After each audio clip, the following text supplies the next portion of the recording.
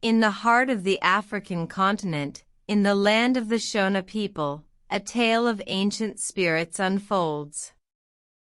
The Mbiri, revered as guardians of nature and harbingers of wisdom, were believed to dwell in the deepest recesses of the iridescent Zambezi River. Once upon a time, in the verdant kingdom of Mutapa, a drought of unparalleled severity gripped the land. The crops withered, the rivers receded, and the once vibrant villages lay silent under the oppressive sun.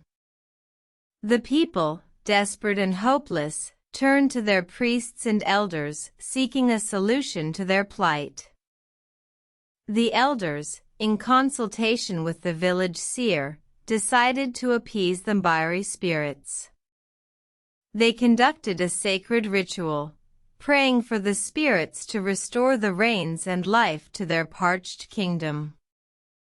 As the sun set, the villagers gathered at the riverbank, their voices rising in unison in a plea to the spirits. In the dead of the night, a miraculous spectacle unfolded. The river, once calm and still, began to dance. Waves of shimmering water rose and fell, as if in response to the prayers of the people. The Mbiri spirits had heard their plea.